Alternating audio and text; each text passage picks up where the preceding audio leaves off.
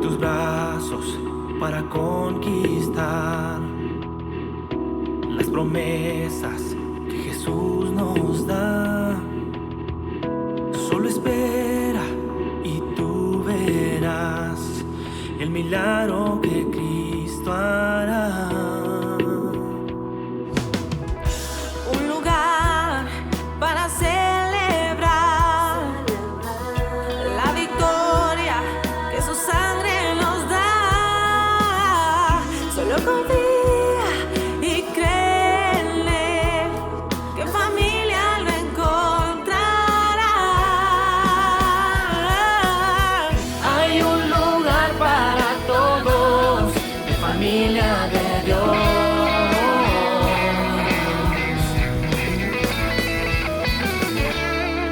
Familia de Dios.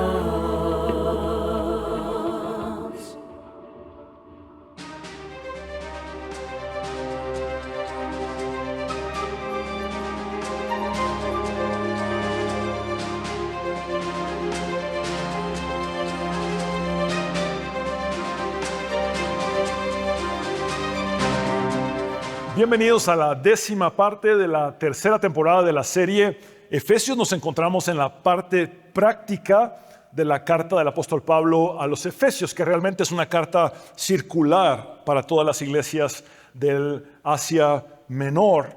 Y les tengo este recordatorio también. Los capítulos del 1 al 3 son principalmente teológicos y los capítulos del 4 al 6 son principalmente o primordialmente prácticos. Entonces estamos en esta parte práctica y Pablo nos ha mostrado que hay un gran significado en andar como es digno de la vocación con la que hemos sido llamados. Y también nos ha enseñado que hemos recibido primero un llamado a relacionarnos con Dios, a estar en Cristo, pero que de esa relación con Dios emerge también nuestra relación con el prójimo. Básicamente lo que Pablo dice es, de la calidad relacional que ustedes tengan con Dios, saldrá la calidad relacional que ustedes tengan con el prójimo. Y entonces ya abrimos las 4 cajas de herramientas de los versículos del 1 al 3, y la semana pasada vimos los 7 pilares de la unidad con estos 7 unos. Recordemos que el número 7 implica perfección en la Biblia. Y vimos que o son los 7 o nada. Que la falta de uno de estos 7 pilares ya arruina lo que es la realidad de una iglesia. Entonces lo vimos en un espejo con la instrucción de Santiago, que dice que el que transgrede la ley en un solo punto es culpable de haber transgredido ¿cuánto de la ley? Toda la ley. Y con estos 7 pilares que Pablo presenta aquí, el que omite uno de esos pilares en la iglesia ya es culpable de haber omitido todos, porque todos están interconectados y no todo grupo que se reúne es realmente una iglesia. Entonces, para ser una iglesia necesitamos un cuerpo, un espíritu, una esperanza, un Señor, una fe, un bautismo, un Dios y Padre de todos. Pero aquí surge una pregunta incómoda. Si somos tan uno, entonces ¿por qué somos tan diferentes? ¿Por qué hay tanta diversidad en la iglesia? ¿Por qué no somos todos iguales? ¿Por qué no hay uniformidad? Y eso es lo que vamos a abarcar hoy. El título de este mensaje es La gracia medida de Cristo. La gracia medida de Cristo. Y he puesto un subtítulo. Diferentes pero unidos, unidos pero diferentes. Pablo acaba de darnos una lista impresionante de todo lo que tenemos en común en los 7 unos que presenta en este credo inverso. Recordemos que los credos normalmente están en este orden: Padre, Hijo y Espíritu Santo. Pero por cuanto él viene hablando de la unidad del Espíritu, el credo lo hace iniciando a partir del Espíritu Santo, pasando por el Hijo y llegando hasta el Padre. Pero es como si Pablo nos estuviera pintando un cuadro de lo que es la unidad perfecta, pero luego levantamos la vista y vemos a la persona que tenemos al lado. Incluso en el mismo matrimonio sucede, y nos damos cuenta que mi esposa y yo somos una sola carne, pero Muchas veces pensamos diferente, servimos diferente, tenemos un carácter completamente distinto. Y pensamos, si somos tan uno, entonces ¿por qué somos tan diferentes? Algo no cuadra. Y es exactamente ahí donde Pablo suelta este enorme pero. Ese pero que lo cambia todo. Y nos hace ver lo siguiente: la unidad no elimina la diversidad. La asume, la celebra, la utiliza y la optimiza. Entonces, lo que nosotros podríamos ver como una debilidad es más bien nuestra fortaleza. Y en la iglesia a menudo caemos en dos extremos igualmente peligrosos y dañinos. El primero es el orgullo espiritual, el decir cosas como mi don es más importante que el de los demás. Este error crea jerarquías humanas entre nosotros, donde todo lo que Dios puso es interdependencia. El segundo error es el complejo de inferioridad espiritual. Es cuando decimos cosas como yo no tengo nada que ofrecer. Esto crea espectadores pasivos donde Dios ha llamado servidores activos. Pablo destruye ambos errores con una sola frase, diciendo a cada uno conforme a la medida del don de Cristo. Ahora, para entenderlo mejor, necesitamos leer Efesios capítulo 4, versículos del 4 al 7, poniendo atención al contraste entre el versículo 6 y 7. Fíjense que Pablo cambia dramáticamente haciendo un giro con esta conjunción pero que vamos a ver al principio del versículo 7. Leamos el texto sagrado en el nombre del Padre, del Hijo y del Espíritu Santo. Hay un solo cuerpo y un solo espíritu, así como también vosotros fuisteis llamados en una misma esperanza de vuestra vocación. Un solo Señor, una sola fe, un solo bautismo, un solo Dios y Padre de todos, que está sobre todos, por todos y en todos. Y esta palabra es muy importante. Pero a cada uno de nosotros se nos ha concedido la gracia conforme a la medida del don de Cristo. Noten el contraste. Pablo acaba de usar la palabra uno en 7 ocasiones. Ahora en el versículo 7 cambia drásticamente diciendo, pero a cada uno de nosotros. Pablo va del todos somos uno al cada uno de nosotros. Va de la unidad a la diversidad, del colectivo a lo individual, a lo particular. Este pero, que en griego es es teológicamente explosivo. Cuando se hace el exégesis de este texto y se llega a este pero, uno siente que como que hay una explosión. Porque no es una contradicción, sino que es una complementariedad. No es un problema, es el maravilloso diseño de Dios.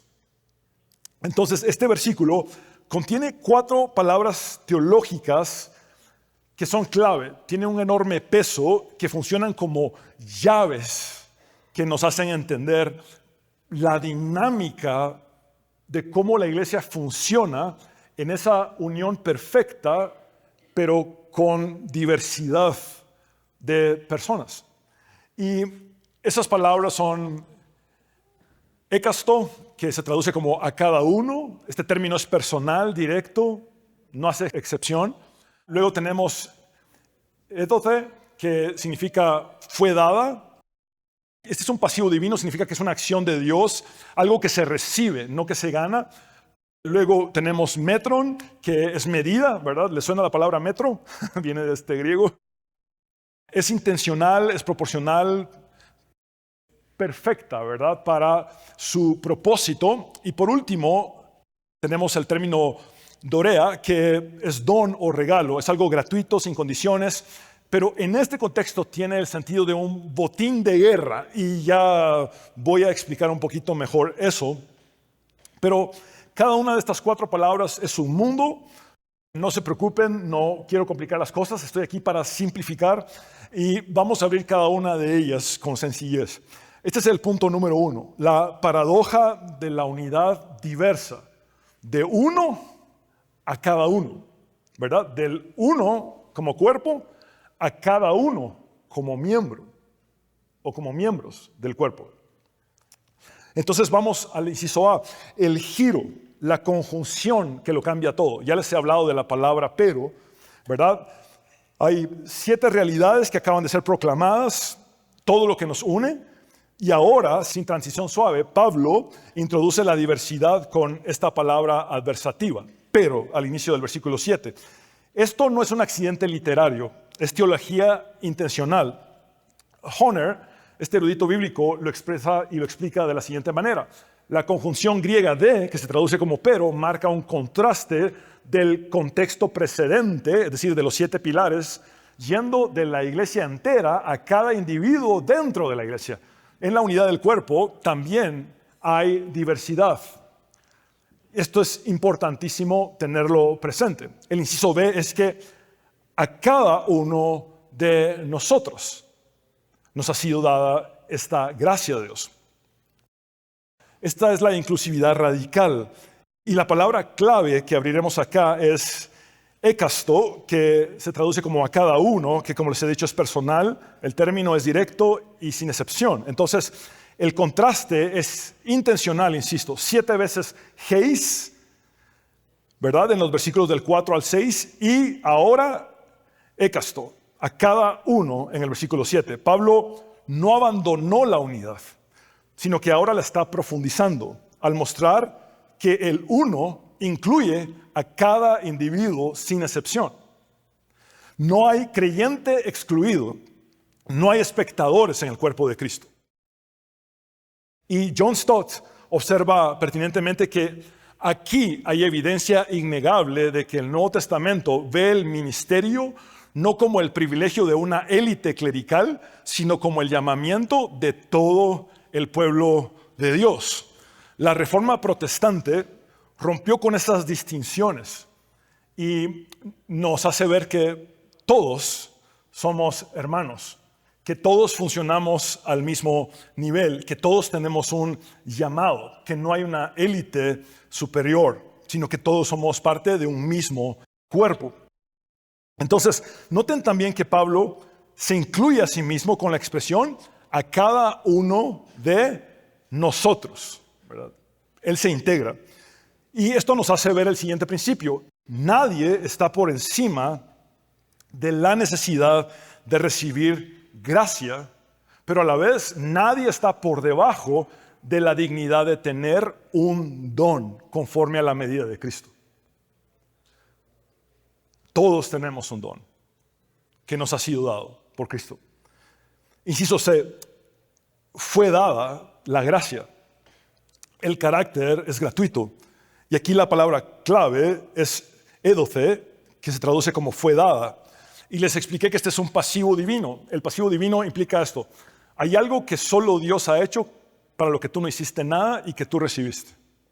Ese es el pasivo divino en las ciencias bíblicas. Entonces, es algo que no hemos ganado, sino solo recibido. Y esto implica que tú no tomaste esta gracia, tampoco la alcanzaste. Te fue dada. Alguien te la dio y ese fue Dios. En un momento específico, cuando recibiste a Cristo, Dios mismo puso en ti esa gracia y por eso te hago ver lo siguiente. No es algo que todavía estés esperando recibir, sino que es algo que Dios ya puso en ti, aunque en algunos casos no hayas discernido cuál es ese don. La palabra gracia, charis, tiene la misma raíz que la palabra para dones espirituales, charismata. Entonces, John Stott nos hace un gran favor distinguiendo esto magistralmente y dice, la gracia salvadora se da a todos los que creen, pero lo que podemos llamar gracia de servicio, la gracia que equipa al pueblo de Dios para servir, se da en diferentes grados según la medida del don de Cristo. Entonces, de la gracia que Pablo está hablando aquí, no es necesariamente la gracia salvadora, es la gracia de los dones que Cristo nos da para que podamos servir, para que podamos desempeñarnos en este vínculo de unidad dentro de la iglesia. Las dos gracias son de Dios, la gracia que salva y la gracia que te equipa para servir. Las dos son un regalo, Pero insisto, en esta sección Pablo está hablando de la gracia como un don de servicio. Entonces, esto nos hace entender el siguiente principio. La gracia ministerial no es un privilegio para unos pocos ni un logro personal. Es un don soberano dado por Dios a cada creyente sin excepción en el momento mismo de su conversión. Este es el punto número 2. La medida del don de Cristo. Y vemos aquí soberanía y victoria. Y la palabra clave es metron, que implica que se traduce como medida e implica intencional, proporcional, perfecta para su propósito. Pablo dice, conforme a la medida del don de Cristo. Esa palabra conforme es clave porque no indica cantidad, sino correspondencia. No es que a unos les tocó más y a otros menos al azar. No es que algunos llegaron temprano a la repartición de dones y otros llegaron tarde o ni llegaron, ¿verdad? No es así como funciona. Hay un estándar divino, hay un propósito, hay un diseño de Dios en esta repartición de los dones de Cristo. Ahora, ¿qué significa esto en la práctica? Veamos el siguiente principio. Cristo no solo decide qué don te da, sino también cuánto de ese don. Nadie recibió de más y nadie recibió de menos. Dios no está improvisando con nosotros. Ninguno de nosotros es un accidente. La medida no es comparativa, sino asignativa. Cada uno recibe la porción que su función en el cuerpo de Cristo requiere. Es decir, la cantidad del don, el don que ha recibido, es para una función específica en el cuerpo de Cristo. Nadie quedó fuera de la generosidad de Cristo. Y lo que recibió cada uno fue diseñado para el beneficio de todo el cuerpo, no para el engrandecimiento del individuo ni para un beneficio egoísta.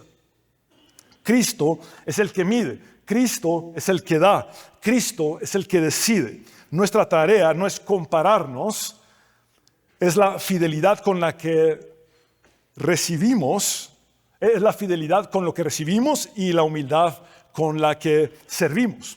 Inciso B, del don de Cristo, la victoria como fuente. La palabra clave aquí es dorea, que se traduce como don o regalo e implica algo gratuito, sin condiciones, pero también tiene el sentido aquí de botín de victoria.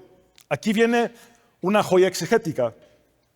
Pablo no dice según nuestra fe, tampoco dice según nuestro mérito, ni según nuestras obras. Dice según la medida del don de Cristo, según la medida del regalo de Cristo.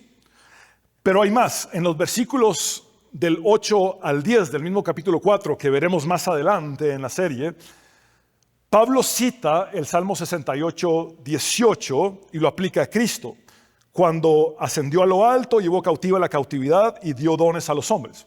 Ahora, noten la inversión teológica que Pablo hace en este salmo, o hace de este salmo. Veamos la siguiente tabla, por favor. En el Salmo 68, el rey recibe tributos de los pueblos conquistados. El vencedor es el que cobra tributo al pueblo. Pero en Efesios 4, Cristo, el Rey de Gloria, da dones a su pueblo. El vencedor, en lugar de cobrar, regala, da dones de gracia a su pueblo, que en el nuevo pacto somos la iglesia comprendida de judíos y no judíos que creemos en Cristo, ¿verdad? Ahora, Marcus Barth dice, la gracia dada no es una almohada para dormir ni un sentimiento cálido, sino un ministerio. Es un privilegio que implica responsabilidad y acción. Tu don espiritual no es tu logro, es tu participación en el triunfo de Cristo. Por cuanto Él es victorioso y Él ha ganado la batalla, como si fuera un botín de guerra, dice, voy a repartir estos dones en mi pueblo, en mi cuerpo, que es la iglesia. Ahora, Este don, entonces, es un regalo de victoria para ti. Y el don que has recibido define cuál es tu ministerio. El don que has recibido define cuál es tu ministerio. Es así de sencillo y de práctico. Hay personas que a veces se preguntan, ¿cuál es mi ministerio? Es simple. Te lo respondo con otra pregunta. ¿Cuál es tu don? Y ese es tu ministerio. No hay vuelta de hoja. Ahora, esto nos hace desembocar en la siguiente conclusión. La medida que Cristo te asignó no es arbitraria ni deficiente. Es exactamente la porción que tu rol en el cuerpo requiere. Y su fuente no es un talento natural. Es la victoria de Cristo sobre la muerte y el pecado. Y como ese rey victorioso, reparte ese botín de guerra. Ahora, este es el punto número 3. Las 3 tentaciones que destruyen la diversidad. Si la diversidad de dones es el diseño de Dios, ¿por qué causa a veces tanto conflicto? Bueno, porque hay 3 tentaciones destructivas y cada una de estas 3 tentaciones destructivas tiene una corrección apostólica directa de parte de Pablo a lo largo de sus escritos. 2 de estas tentaciones tienen corrección en Corinto y una de estas tiene corrección en la primera carta a Timoteo, que es pastoral. Entonces, veamos la primera tentación, la envidia del don. Es cuando alguien expresa, ojalá yo tuviera el don de él o el don de ella. Esta es la trampa de la comparación. Miramos el don de otro y lo deseamos, despreciando el que hemos recibido de parte de Dios. Pero escuchen, si Cristo es quien midió tu don, ¿con qué derecho cuestionas esa medida? Si Él es soberano en la distribución, ¿por qué envidias lo que Él decidió darle a otro, menospreciando lo que Él te ha dado a ti? Al hablar de los dones en 1 Corintios, Pablo corrige esta primera tentación diciendo, si todo el cuerpo fuese ojo, ¿dónde estaría el oído? Si todo fuese oído, ¿dónde estaría el olfato? En otras palabras, ¿por qué están deseando ser alguien que no son? Acepten quien Dios los ha hecho para ser. Y sean eso. Y funcionen como eso que Dios los hizo. Funcionen de acuerdo al don que Dios les ha dado. Porque en 1 Corintios 12, Pablo está hablando de los dones. Entonces, simplemente debemos aceptar cómo Dios nos hizo y el don que Él nos ha dado y funcionar de esa manera sin base en compararnos, porque la envidia nace de una mentira, que el éxito de otro reduce el tuyo, y ese tipo de lógica no funciona en el cuerpo de Cristo, no funciona en la iglesia, porque tu éxito no es mi fracaso, tu crecimiento no es mi pérdida. Cuando tu don florece, el cuerpo entero, incluyéndome, se beneficia. Entonces, debemos poner atención a eso. La segunda tentación es la arrogancia del don. Mi don es más importante, es lo que alguno podría expresar. Y esta fue la enfermedad precisamente que Pablo señaló en Corinto. Algunos tenían dones más espectaculares o de mayor exposición pública que los otros, lenguas, profecías, y se consideraban entonces superiores. Se empezó a hacer una jerarquización vacía, se empezó a dar un sentido de superioridad por dones que eran más visibles, y Pablo añade la segunda corrección apostólica en el mismo capítulo 12, en el versículo 21, y dice, ni el ojo puede decir a la mano, no te necesito, ni tampoco la cabeza a los pies, no tengo necesidad de vosotros. Básicamente Pablo está diciendo, ninguno es más importante. Lo que tenemos entre nosotros es una interdependencia, por eso somos un cuerpo. Y esto nos hace desembocar en este otro principio. Los dones no crean jerarquía, crean interdependencia. No hay dones de primera clase y de segunda clase. Hay dones diferentes para funciones diferentes, pero todos los dones son esenciales. La tercera tentación es la negligencia del don. Es cuando alguien dice, mi don no importa, mi don es irrelevante. Y esta es la trampa opuesta a la que expuse anteriormente. Es cuando alguien dice, yo no tengo nada que ofrecer. Otros son más talentosos que yo, otros son más preparados que yo. Mejor me quedo quieto. ¿Cuántos miembros del cuerpo de Cristo no se involucran porque sienten que no sirven para nada? Ese es un engaño diabólico, porque el enemigo quiere anular tu servicio en el reino. Ahora, ¿cuántos han enterrado su don porque alguien en algún momento les dijo que no era suficiente o que no daban la talla? Ese espacio vacío no es solo una ausencia social. Estamos hablando de un don que el cuerpo de Cristo necesita y no está recibiendo.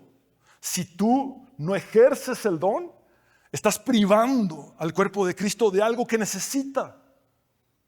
Ahora, Pablo dice a cada uno, sin excepciones, no hay excepción de personas, no hay creyente sin don, no hay don sin propósito y no hay propósito sin responsabilidad. La negligencia del don es, en una sola palabra, desobediencia. Y sé que esto suena fuerte, pero si Cristo te dio un don y tú simplemente lo menosprecias y lo entierras, quiero decirte con amor pastoral, pero ese amor que también hiere, como dice la sabiduría de Proverbios, que estás en desobediencia, porque Dios quiere usarte, porque el don fue precisamente para edificar a su cuerpo. Entonces, Pablo corrige esta tercera tentación en su carta pastoral a Timoteo, en la primera de estas, y dice, no descuides, Timoteo, el don de Dios que hay en ti. Es decir, Timoteo, no es que lo tengas que recibir, ya está en ti, no lo descuides, que te fue dado mediante profecía con la imposición de las manos del presbiterio, es decir, del liderazgo de la iglesia. Pablo le escribe esto a un joven pastor que tenía miedo, que tenía muchas inseguridades. Sabemos que Timoteo era tímido y probablemente estaba paralizado por la comparación con otros. Tal vez decía, ¿cómo voy a fungir yo en la sombra o a la sombra de alguien tan usado por Dios como Pablo? Sentía que no daba la talla, probablemente. Y Pablo le dice con toda autoridad apostólica, el don ya está en ti. No lo descuides. Úsalo. La misma voz apostólica nos habla a nosotros hoy. Por eso veamos el siguiente principio. Si Cristo es quien mide y quien da, ninguna de las tres respuestas, ya sea envidia, arrogancia o negligencia, es espiritual. Las tres son formas pecaminosas de rechazar la soberanía de Cristo sobre su cuerpo. Si las tres tentaciones que acabamos de ver son el diagnóstico, entonces los 5 compromisos que veremos a continuación son el tratamiento. Y este es el punto número 4 y final. La práctica, 5 compromisos con tu don. El primer compromiso es, conoce tu don. Autoconocimiento espiritual. Pablo asume que sabemos qué hemos recibido. ¿Lo sabes? ¿Sabes cuál es el don que Cristo te ha dado de acuerdo a su medida? No hablo de descubrir tu don como si fuera un misterio oculto, místico, que requiere de un test especial, ¿verdad? Estoy hablando de observar dónde Dios te ha usado consistentemente. Estoy hablando de observar dónde ha habido fruto en tu vida, dónde hay gozo en el servicio, dónde otros han sido edificados a través de ti. Y aquí tengo estas 3 preguntas que pueden ayudarte a discernir cuál es tu don. La primera es, ¿qué te resulta natural hacer para el cuerpo de Cristo?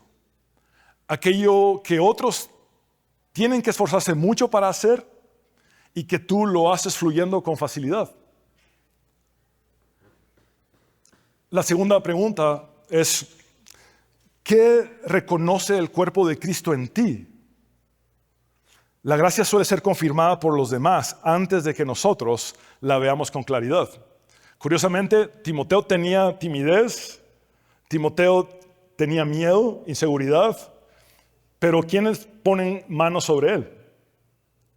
El presbiterio, los líderes dijeron, nosotros ya vimos el don. Y Pablo le dice, no descuides el don. Y créanme, puedo identificarme con eso. Puedo entender cómo a veces uno puede negarse al hecho de un don que otros ven y que uno sigue descalificando. Y que uno sigue diciendo no sirve, no da la talla, no es suficiente. Y otros lo ven y otros dicen, servirle al Señor. He pasado por ahí. Y es así como funciona. La tercera pregunta es, ¿qué es aquello que te da vida y sentido cuando lo haces para otros? El ejercicio de la gracia genuina no agota, aunque pueda haber cansancio físico, es un cansancio satisfactorio porque restaura y renueva. Y esto nos hace ver este principio. El primer paso, entonces, no es actuar, es conocer. No puedes administrar fielmente lo que no has reconocido. Y lo que el Espíritu depositó en ti ya está ahí, esperando ser descubierto, no inventado. El segundo compromiso es ejerce tu don, fidelidad activa. Vamos por un momento a la teología de Pedro. En 1 de Pedro, capítulo 4, versículo 10, dice, cada uno según el don que ha recibido, ministrelo a los otros como buenos administradores de la multiforme gracia de Dios. Vean todas las similitudes que tienen Pedro y Pablo acá. Primero dice, cada uno. ¿Le suena esa expresión? Un todo lo lleva a la particularidad, a la individualidad, a la singularidad. Ahora, también el don, y aquí hay un pasivo divino, que ha recibido. Es decir, no te lo ganaste, ¿verdad? No lo mereciste. El que hizo todo fue Dios y te lo dio. Ahora, ministrelo a los otros, es decir, úselo para servir a los demás como buenos administradores de esta multiforme. Y vean qué aparece aquí, gracia, ¿verdad? Hay otra conexión, gracia de Dios.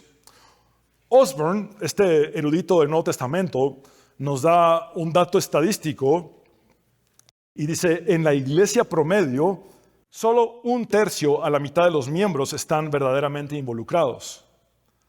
Lo que significa que la mayoría son desobedientes al Señor. Se vale decir ay, ¿verdad? Se vale decir ouch, ¿verdad? Para los que son más de hablar inglés. El asunto aquí es que hay una preocupación en el mundo eclesiástico, teológico, sociológico de la iglesia, y es que la iglesia está formando en gran medida consumidores de bienes y servicios religiosos que está viendo en lugar de ovejas a clientes para captar. Y el pastor ya no se entiende como un siervo de todos, sino como el gerente general de una empresa. Y entonces lo que está pasando es que la gente está llegando a las iglesias para ver qué me ofrecen hoy, qué me dan, qué hay para mí. Y ese no es el plan de Dios para su iglesia. La iglesia está conformada de discípulos que se entregan a sí mismos por la causa de Cristo. Entonces, tenemos que observar esto. Ninguno de nosotros está excluido. Todos estamos invitados y todos somos parte. Por eso no esperes más. No procrastines más. No postergues más. Sirve, ministra y edifica. Veamos el siguiente principio. El don que no se ejerce no cumple su propósito. Cristo no te lo dio para guardarlo, te lo dio para compartirlo, para la edificación de otros. El tercer compromiso es valora el don del otro. Esto nos hace una comunidad interdependiente.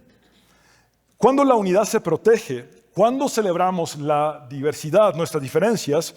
Cuando decimos, yo no tengo ese don, pero gracias a Dios tú sí lo tienes. Necesito tu fortaleza para complementar mi debilidad. Y esto funciona también a la inversa. Tú necesitas lo que yo tengo para ofrecer para complementar tu debilidad.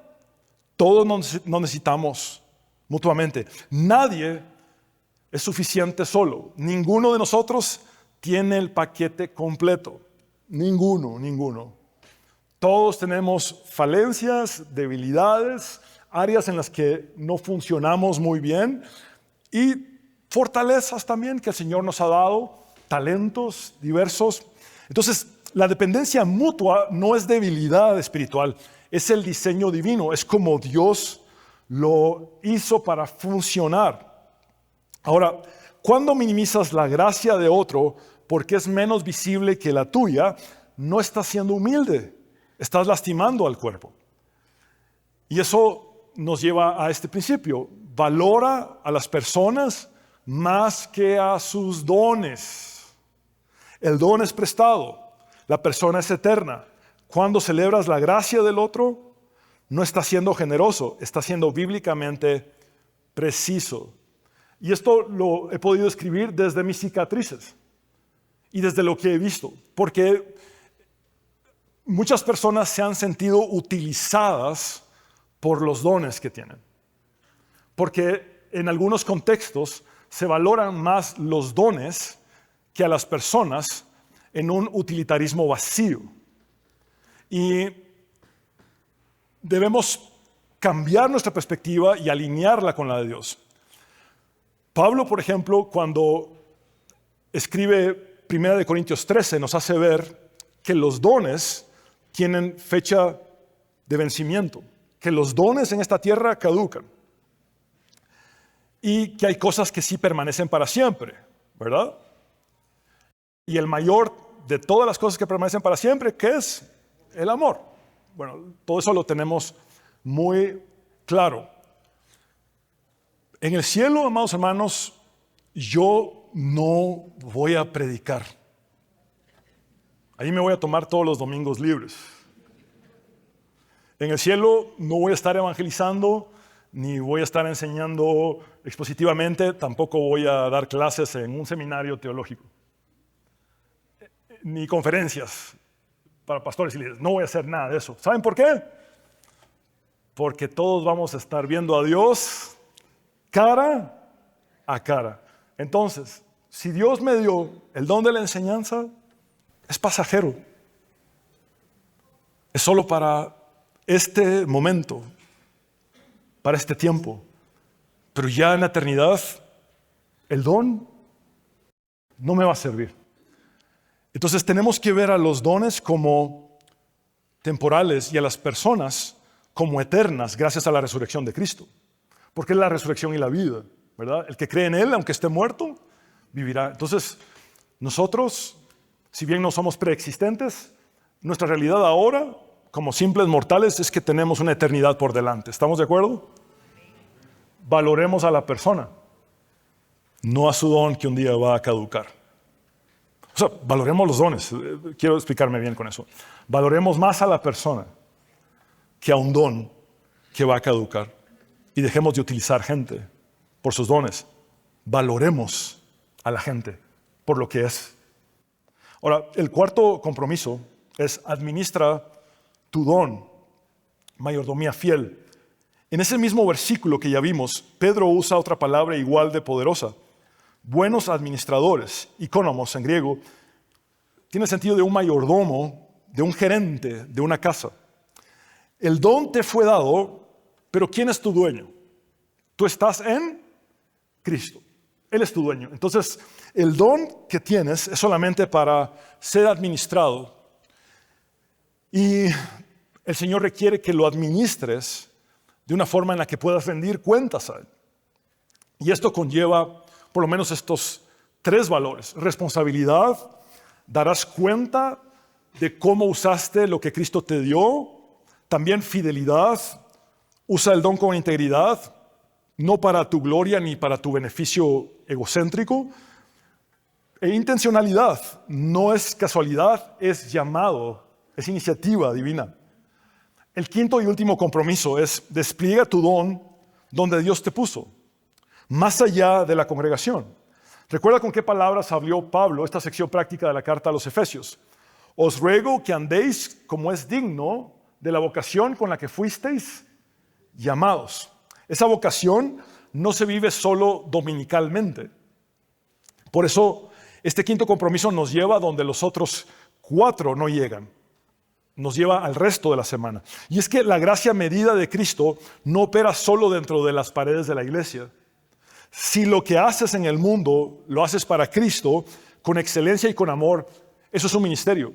Cuando tuve la bendición de participar en Lausana, en Corea del Sur, uno de los grandes énfasis que hicimos fue el siguiente: quitar la dicotomía entre lo secular y lo espiritual, lo secular y lo religioso, porque muchas personas viven como en una polaridad de dos mundos. En la iglesia las cosas son sagradas, pero fuera de la iglesia ya no. Y esa no es una cosmovisión bíblica, porque Pablo dice que todo lo que hacemos lo hacemos como para ¿quién? Para el Señor. Entonces eso convierte tu ambiente de trabajo, sea lo que sea que te dediques. Si tú estás ahí como hijo de Dios y lo estás haciendo para el Señor, eso es un ministerio. Ya no hay dicotomía. Somos sal y luz, donde quiera que estemos, donde quiera que nos desempeñemos. Veamos este principio: tu lugar de trabajo, tu hogar, tu vecindario, todo se convierte en el campo misionero de la gracia que Cristo depositó en ti. El don no tiene dirección postal, tiene propósito eterno. Y estas son las conclusiones que presento a manera de un resumen de todo lo visto. La primera conclusión es que cada creyente, sin excepción, ha recibido gracia en forma de don espiritual. No hay espectadores en el cuerpo de Cristo. No hay consumidores de bienes y servicios religiosos. Hay discípulos que entregan su vida por la causa de Cristo y su iglesia. La segunda conclusión es: la medida del don la determina Cristo soberanamente. Nuestra tarea es la fidelidad, no la comparación. La tercera conclusión es que la envidia, la arrogancia y la negligencia destruyen el diseño de Dios para su iglesia. Las tres son formas de rechazar la sabiduría soberana de Cristo. Y la cuarta y última conclusión es conocer, ejercer, valorar, administrar y desplegar nuestros dones dentro y fuera del edificio, dentro y fuera de la congregación, es el camino ordinario para edificar el cuerpo de Cristo. Y tengo aquí varias preguntas de autoevaluación para, a manera de reflexión, meditar en lo que el Señor nos ha hablado a cada uno. La primera pregunta es: ¿conoces tu don espiritual? ¿Has identificado dónde Dios te ha usado consistentemente para edificar a otros? Y si no tienes idea, no te culpo. Y para eso estamos aquí. Para servirte, para orar por ti. Porque probablemente otros podemos ver en ti ese don sin que tú lo hayas detectado. Y no eres el único. Moisés no tenía ni la más remota idea. ¿Se acuerdan del momento de la zarza ardiente?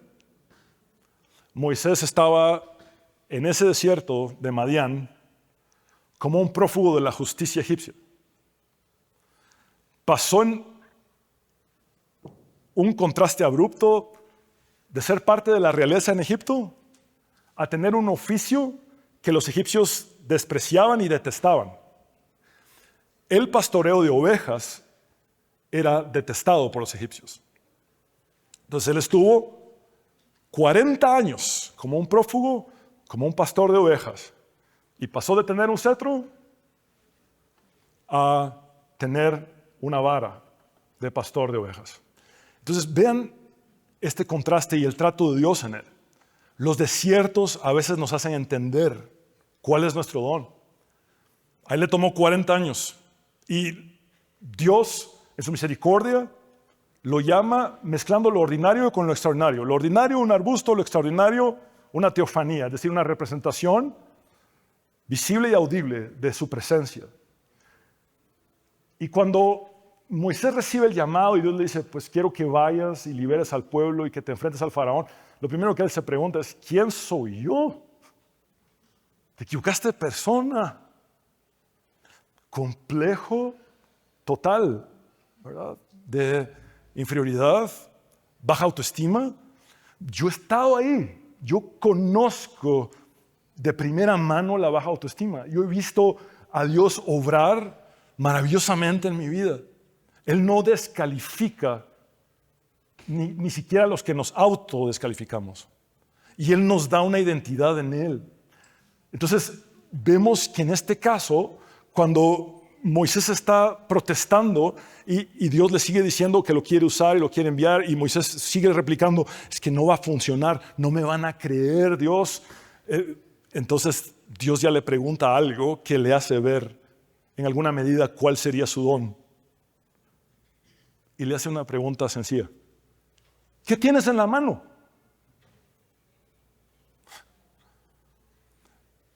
Moisés seguramente se habría imaginado cualquier cosa, menos que Dios le preguntara, ¿qué tienes en la mano? Si lo que tenía en la mano era la vara del oficio más despreciable para los egipcios. Y dice, una vara, pues con esa vara que ya tienes en la mano, el don que ya está en ti, haciendo un espejo con Timoteo, con eso yo te voy a usar. Y con esa vara, Dios abrió el mar y dio agua de la roca, contra toda expectativa del mismo Moisés. Entonces la pregunta es la misma. ¿Qué tienes en la mano? Lo que tienes en la mano es muy probablemente lo mismo con lo que Dios te quiere usar. Cuando Dios me lo preguntó en su momento, yo tenía una guitarra y tenía un piano. Más adelante lo que tuve fue una Biblia para estudiarla y luego enseñarla. ¿Qué es lo que tú tienes en la mano? La segunda pregunta es, ¿caes en la trampa de la comparación? ¿Envidias el don de otro o desprecias el tuyo propio? Sucede algo en el evangelicalismo y es que hay toda una cultura de celebridades religiosas que ha hecho mucho daño. Como diría Vargas Llosa, vivimos en la civilización del espectáculo. Entonces todo es show, todo es espectáculo, todo es que algunos figuren y sean superestrellas. El cristianismo nunca funcionó así en la iglesia primitiva. Tenían todas las cosas en común, compartían con sencillez de corazón. Y esto lo que ha pasado es que ha puesto falsos modelos con una cierta inspiración dañina de que queremos imitar lo que otros hacen. ¿Y saben qué pasa? Si yo viniera aquí a tratar de ser como fulano de tal, entonces perdería mi esencia. Dios no repitió personas. Viaja el mundo entero y no va a haber otra persona idéntica a ti. No repitió huellas digitales. ¿Qué haces tú tratando de ser otro que no eres? En el momento que yo quiere imitar a alguien por su oratoria o su carisma, en ese momento dejo de ser Fernando. Y algo maravilloso es que la Biblia nos enseña esto. No hay nadie más a quien tengamos que imitar que a Cristo. Pablo dijo, sed imitadores de mí. Así no, yo quiero ser como Pablo. No, un momento. No es para que seas como Pablo. Que seas imitador de mí porque yo soy imitador ¿de quién? De Cristo. Entonces, seamos imitadores de Cristo. Y eso es todo. No hay más estándares, no hay más esquemas. Seamos quien Dios nos creó para ser. Actuemos con el don que Dios nos entregó conforme a la medida de Cristo, de su gracia. Ahora, la cuarta pregunta es, ¿le has agradecido a Cristo por la medida específica que depositó en ti? ¿Has presentado gratitud? ¿O has renegado de esa medida? ¿Has ¿Has realmente visto esa medida como un tesoro o lo ves como algo escaso, como lo ves negativamente, como si Dios sí le hubiera dado a otros y a ti un poquito? No, no es así. Dios es completamente justo, perfecto. Él no hace excepción de personas. ¿Has visto tu don como participación en esa victoria de Cristo? ¿O lo has visto como tu propio logro? Porque en el momento que nuestro corazón se desvía y empezamos a creer que es por nosotros mismos, o empezamos a poner los ojos en nosotros y creemos que nos merecemos algo, no, yo predico aquí sin merecer nada. Tú sirves donde estás sin merecer nada. ¿Sabes qué merecíamos? La perdición, la condenación eterna. Y Jesús nos lo dio todo en la cruz, donde lo peor de nosotros se encontró con lo mejor de Dios. Todo es por su gracia. Entonces, vivamos de esa manera, reconociendo que tenemos una participación inmerecida en la victoria de Cristo, de ese rey que, habiendo subido a las alturas, dijo: el botín de guerra, ahora yo no lo cobro, lo reparto. Y ahí está tu don, ya está en ti. Solo es descubrirlo y trabajarlo.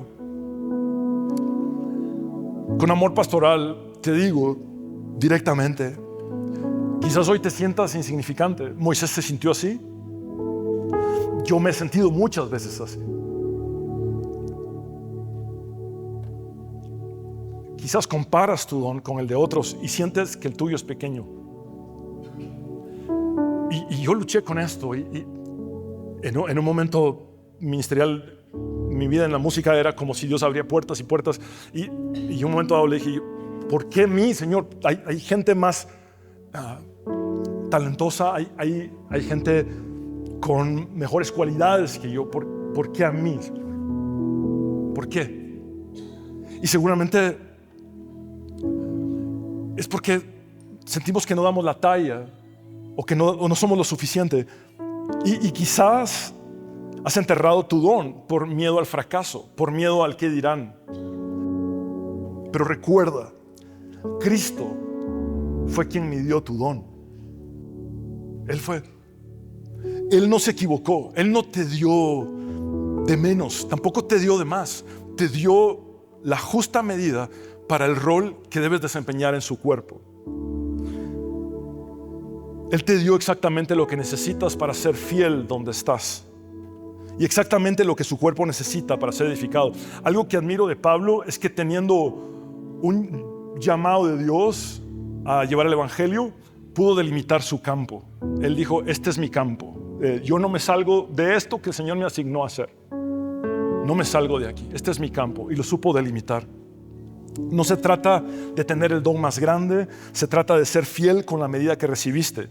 No se trata de ser como otros, se trata de ser tú en Cristo para otros. Por eso, si extiendes tus manos, que no sea para pedir aplausos. Si extiendes tus manos, que sea para servir a otros con el don que Cristo en su victoria te entregó sin que lo merecieras. ¿En qué momento pasamos de decir: apártate de mí, Señor, porque soy pecador, a pelearnos por quién de nosotros es el mayor, como el caso de Pedro? ¿En qué momento la familiaridad nos juega tan en contra que creemos ser algo, que creemos ser alguien que se merece una jerarquización, una superioridad sobre los demás? Esto es importante resaltarlo, porque la grandeza en el reino no se mide por la visibilidad del don, se mide por la fidelidad con que esa medida es administrada para servir a otros sin buscar figurar. No busques ser grande, busca ser fiel, incluso en lo poco. Eso es suficiente. Si eres fiel en lo poco, el Señor te pondrá sobre mucho. No busques ser famoso, no busques ser una celebridad religiosa. Eso es muy vacío, eso es un mal mensaje que la iglesia tristemente ha dado en algunos segmentos. Busca la autonegación. Si alguno quiere venir en pos de mí, niéguese a sí mismo, tome la cruz y sígame. Sigue a Jesús, síguelo.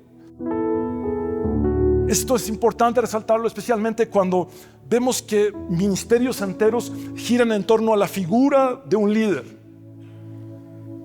No es así como la iglesia fue en el principio, en el primer siglo. La iglesia somos todos. Estamos totalmente como personas interdependientes, como los miembros de un cuerpo. Ninguno de nosotros está por encima. El hecho de tener un privilegio de altar y de cada domingo pararme al frente de una congregación no me hace más que nadie. Me hace siervo de todos. ¿En qué momento perdimos la línea, la dirección o el rumbo? Retomemos el rumbo, recalibremos nuestros corazones, sigamos realmente a Cristo, vivamos el cristianismo. Se trata de Él.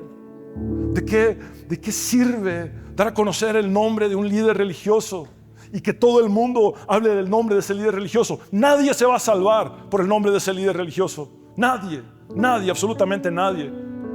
Y si ese líder religioso es un falso maestro y el nombre de él está siendo proclamado, ¿saben cuál es el destino de sus seguidores? El infierno, la perdición. Jesús lo dijo en el Sermón del Monte, no estoy exagerando nada.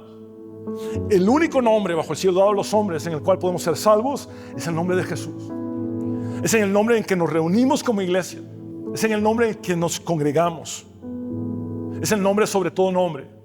Y nuestra función con los dones que Dios nos ha dado es que las personas no se fijen en nosotros, no fijen su mirada en nosotros, sino que pongan sus ojos en el autor y consumador de la fe, que es Jesucristo. Así es que mientras más irrelevantes seamos nosotros y más relevante sea Cristo, es mejor. Nuestro éxito está ahí, en ser irrelevantes nosotros, para que Él sea el todo y el centro. Ese es el verdadero éxito ministerial. Y esa es la manera en la que nuestros dones deben funcionar para la gloria exclusiva de Dios.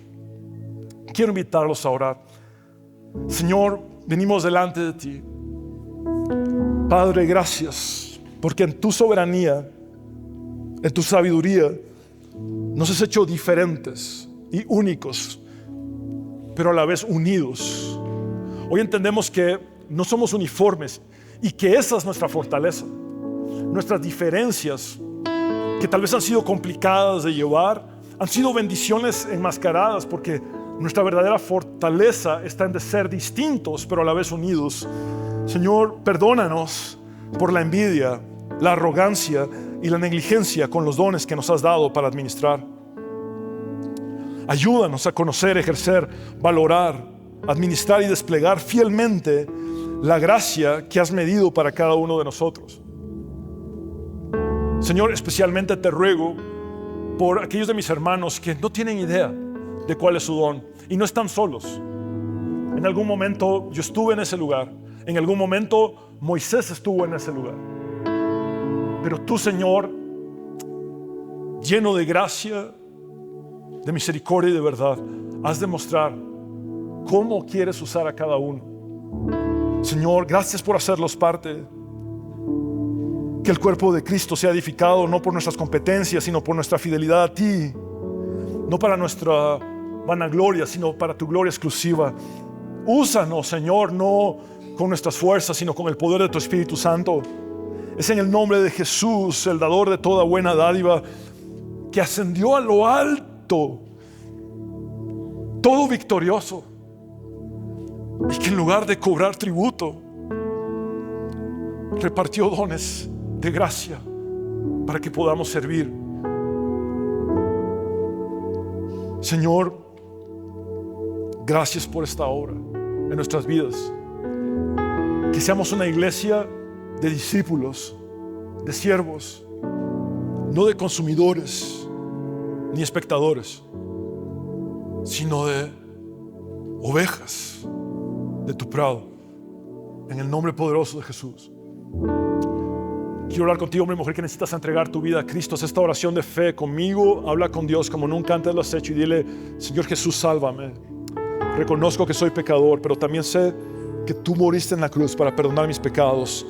Creo en tu resurrección al tercer día y recibo el regalo de la vida eterna. Sé mi Señor y Salvador eternamente. Me rindo por completo a ti, Jesús. Oramos en el nombre del Padre, del Hijo y del Espíritu Santo, en el nombre sobre todo nombre. el nombre bajo el cual toda rodilla se doblará y toda lengua confesará que tú eres el Señor, para gloria de Dios Padre, Jesús. Amén y amén. Abre tus brazos para conquistar las promesas que Jesús nos da. Solo espera y tú verás el milagro que